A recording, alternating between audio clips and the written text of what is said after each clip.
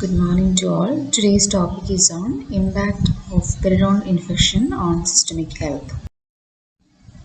Learning outcomes are explain the pathobiology of periodontitis, record the focal infection theory, outline the effects of periodontal disease on various systemic conditions, describe about periodontal disease and systemic health in clinical practice. Introduction. Periodontitis and systemic diseases are interrelated. It is a two-way relationship. So periodontitis is an inflammatory disease initiated by bacterial pathogens. So various factors like environmental, physical, social and host stresses may affect and modify the disease expression through a multitude of pathways. Similar way, the systemic conditions can also affect the initiation and progression of gingivitis and periodontitis, and also many systemic conditions can modify whose susceptibility to periodontitis. For example, the patients with immune suppression may not be able to mount an effective host response to subgingival microorganisms, so thereby resulting in more rapid and severe periodontal destruction. This field of periodontal medicine addresses the following important questions. Can the inflammatory response to bacterial infection of the periodontium have an effect that is removed from the oral cavity? And is periodontal infection a risk factor for systemic diseases or conditions that affect human health? So these two questions can be well answered by explaining these three aspects like pathobiology of periodontitis, focal infection theory revisited, subgingival environment as reservoir of bacteria. Pathobiology of periodontitis. Pathogenic bacteria alone are not sufficient to cause disease. So the non-specific accumulation of bacterial plaque was once thought to be the cause of periodontal destruction. So now it's like the importance of host in disease initiation and progression is clearly recognized. So a susceptible host is imperative. In a host with relatively low susceptibility, bacterial pathogens may have little or no clinical effect. For example, patients may not necessarily have similar disease expression despite the presence of similar bacteria because of differences in host susceptibility. Not all individuals are equally vulnerable to the destructive effects of periodontal pathogens and the immunoinflammatory response to those organisms. So recent advance suggests that the periodontal infection may significantly enhance the risk for certain systemic diseases or alter the natural course of systemic conditions. The mechanisms by which periodontal infections may influence systemic health have been described as follows.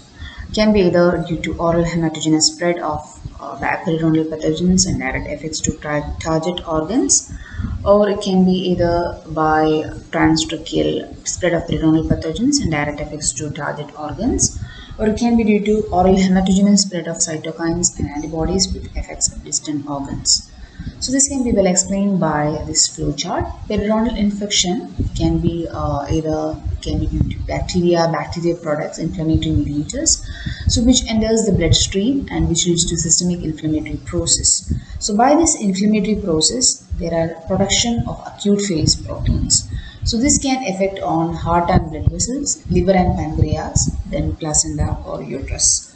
So heart and blood vessels, which leads to atherosclerosis, that is cardiovascular disease. So it can be due to endothelial injury, lipid deposition, monocyte migration, smooth muscle proliferation. And liver and pancreas, if it gets affected, it leads to diabetes due to insulin resistance and glucose tolerance. Then if placenta or uterus get affected, which lead to preterm low birth weight due to contraction of uterine smooth muscle, preterm rupture of membranes. Then comes focal infection theory. So it was stated that oral microorganisms were responsible for a wide range of systemic conditions that were not easily recognized as being infectious in nature. So it was found out by William Hunter in 1900. He identified that gingivitis and periodontitis as foci of infection.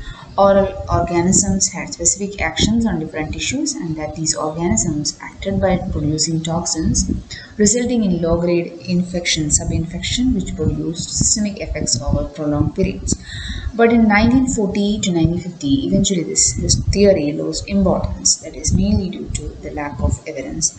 So they were unable to explain how focal oral sepsis produced these systemic maladies. They were also unable to elucidate possible interacting mechanisms between oral and systemic health. So, when we are explaining about the progression of gingivitis to periodontitis, so I can clearly explain with this diagram, that is bacteria, that is which forms the dental biofilm. So, where there is like gingivitis, which leads to gingivitis due to the inflammatory reactions.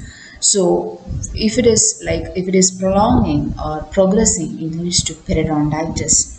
So there are various risk factors that could modify this progression from gingivitis to periodontitis. That can be diabetes mellitus, smoking, poor oral hygiene, male gender, race or ethnicity, low socioeconomic status. So this periodontitis, it can have effect on dental, that is by connective tissue degradation, that is by various inflammatory mediators, and also alveolar bone resorption. So this alveolar bone loss, which finally leads to tooth mobility, abscess formation, or tooth loss. So what are the associated medical conditions? So mainly we are discussing about diabetes, cardiovascular diseases, preterm low birth weight, and respiratory disease. Then comes subgingival environment as reservoir of bacteria. As you know, subgingival environment is flooded with persistent gram-negative bacteria challenge to the host. So these organisms and their products such as lipopolysaccharides have access to the periodontal tissues and to the circulation through ulcerations in the circular epithelium.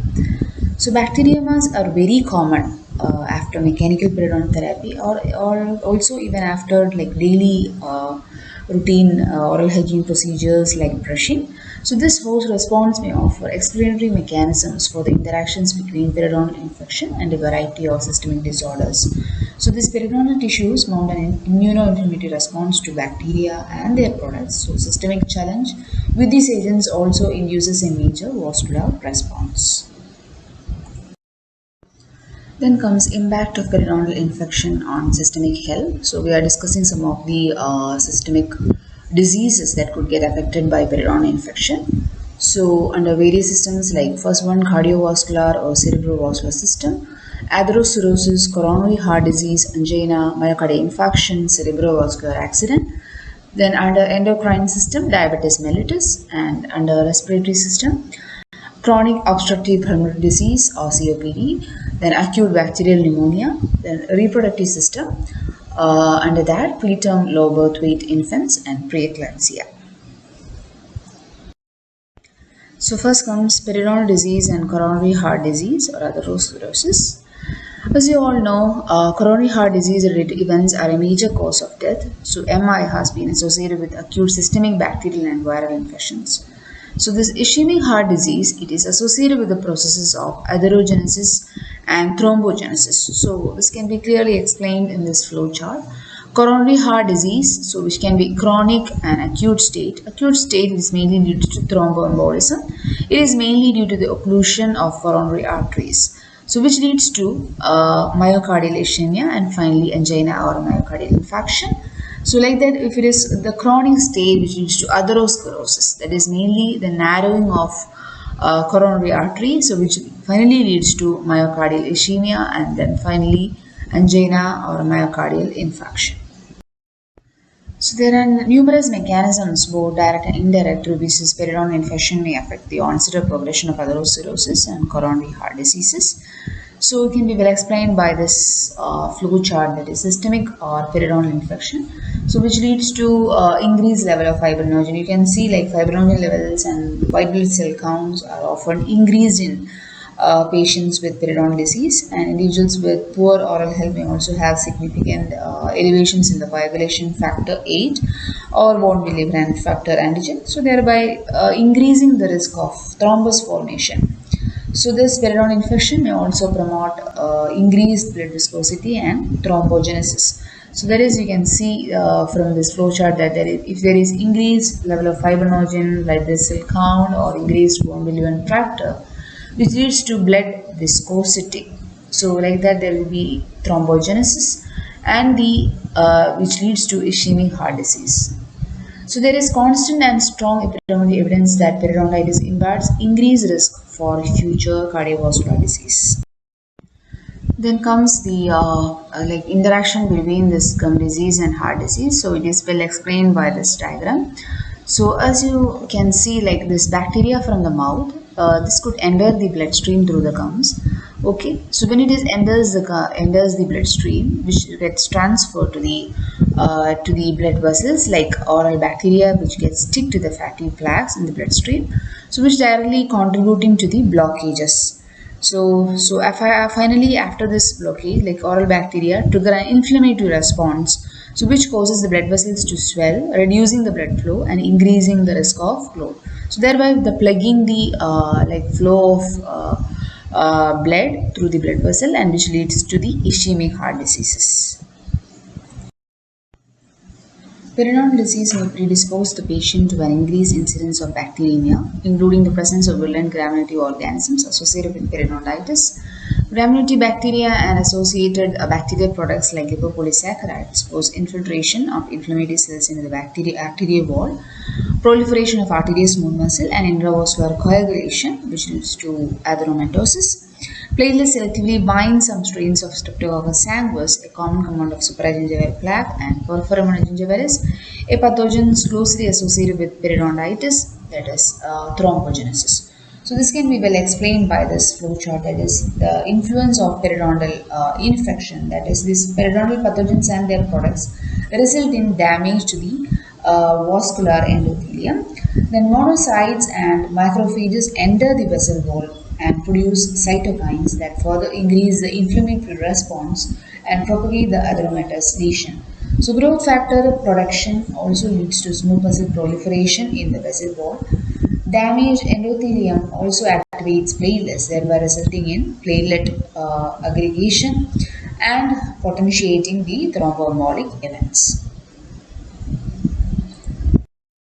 So here comes the diagrammatic representation, which clearly explains the mechanism of periodontal infection to the systemic disorders. Like the first one, that is, you can see this diagram, that is the dental plaque, which initiates the disease process with gingivitis and finally leads to the periodontitis. So there is an inflammatory response. So here you know that there is the bacterial components will be Porphyromonas gingivalis and aggregative bacter acidomycetin comitans, so which produces like some of the mediators, inflammatory mediators. Inflammation is there, inflammatory mediators are there, also bacterial byproducts are there, so which enters the bloodstream. So this oral pathogen dissemination into the bloodstream, so which finally leads to like myocardial infarction, atheroma formation, and peripheral artery diseases. Periodontal disease and diabetes mellitus. Periodontal disease has been designated as the sixth complication of diabetes because of the increased prevalence and severity of periodontitis, typically seen in patients with diabetes, especially those with poor metabolic control. So here two questions are arising, like does the presence or severity of periodontal disease affect the metabolic state in diabetic patients, and does periodontal treatment aimed at reducing the bacterial challenge and minimizing inflammation have a measurable effect on glycemic control. So this periodontal disease can induce an elevated systemic chronic inflammatory state, which is reflected in increased inflammatory mediators like C-reactive protein, interleukin 6, so which is seen in many people with periodontitis. So this inflammation, as you can see, this inflammation that induces the insulin resistance, and such resistance often accompanies systemic infections.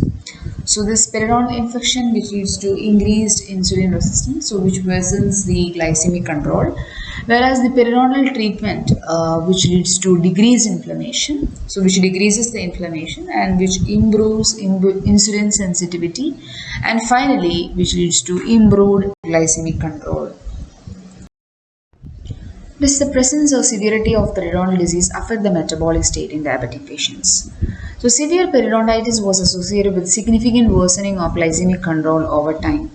Diabetic adults with severe periodontitis as baseline had a significantly greater incidence of kidney and microvascular complications over the subsequent 1 to 11 years than did diabetic adults with only gingivitis or mild periodontitis. So one or more cardiovascular complications occurred in 82% of the patients with severe periodontitis. So, as we said before, the treatment with scaling and root planing, surgery, selective tooth extraction, systemic antibiotics, which has resulted in a decreased insulin demand.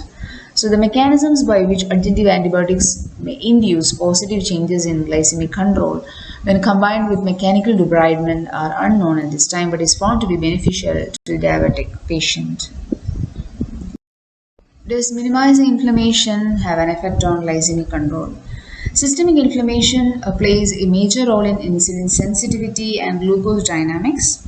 Periodontal diseases can induce or perpetuate an elevated systemic chronic inflammatory state, as reflected in increased serum C-reactive protein, interleukin 6, and fibrinogen levels seen in many people with periodontitis.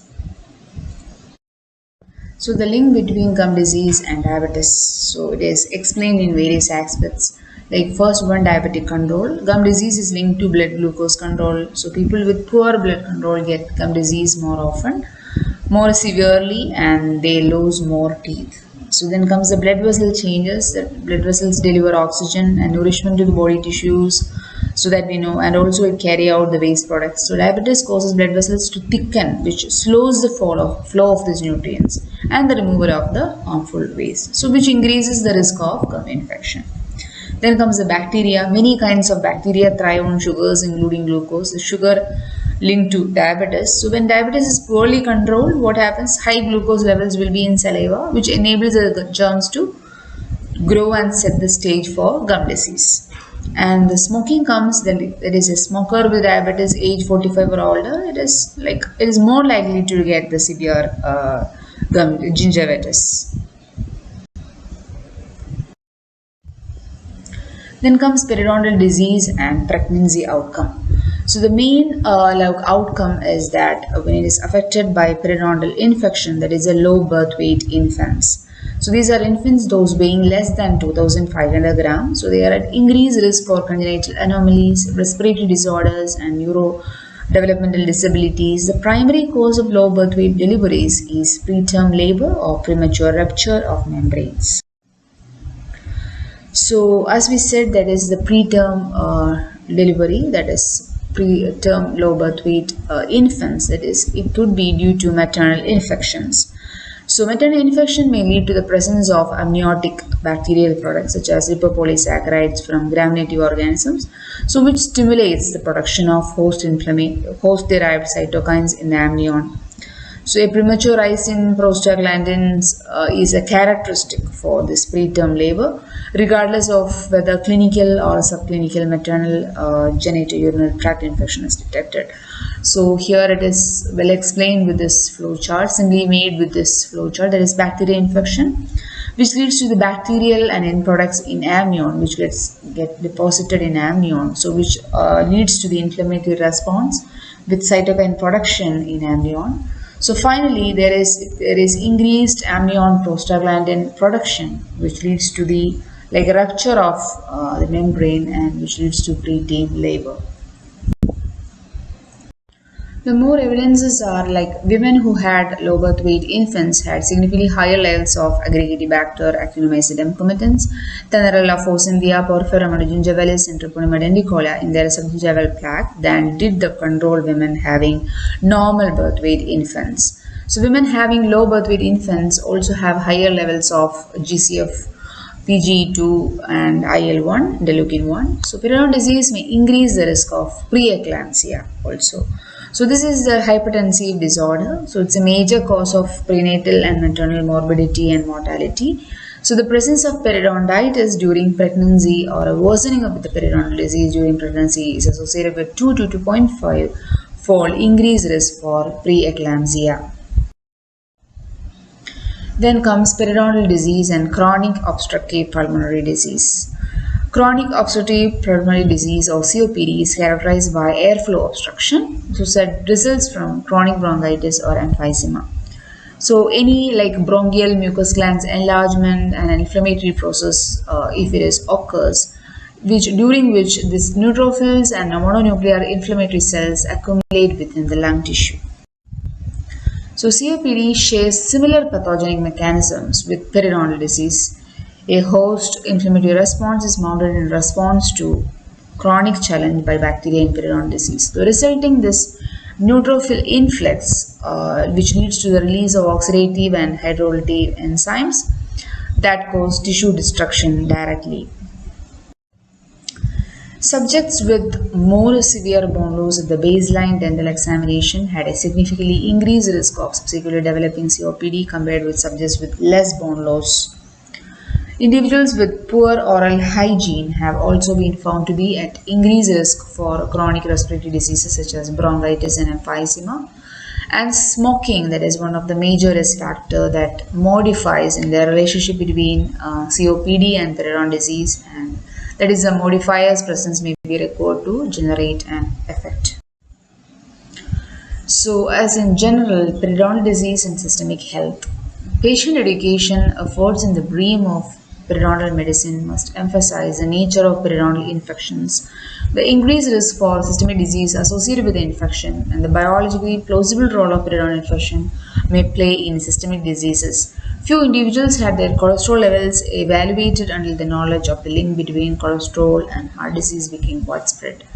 So likewise, increased appreciation of the potential effects of periodontal infection on systemic health may result in increased patient demand for periodontal evaluation.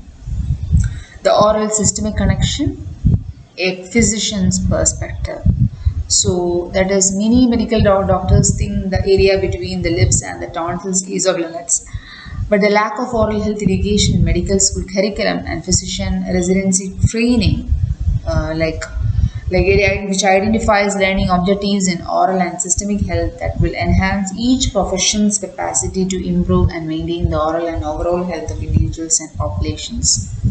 The knowledge dentists need related to clinical medicine and knowledge physicians need related to clinical dentistry are overlapping more and more. Professional organizations around the world recognize the value of a three-step approach to periodontal diagnosis. First one, the patient's self-detection of symptoms and signs of periodontal disease to promote awareness and seek professional examination. And the professional periodontal screening to segment the population into periodontal health, gingivitis, and periodontitis. Then comes the comprehensive periodontal examination and diagnosis to plan appropriate treatment of periodontitis. As we conclude, periodontitis is a gram-negative infection often resulting in severe inflammation with potential intravascular dissemination of microorganisms and their products throughout the body. Periodontitis tends to be a silent disease. The concept of periodontal disease as localized entitis affecting only the teeth and supporting apparatus is no more appropriate for a good clinical practice. Thank you. That's all for today.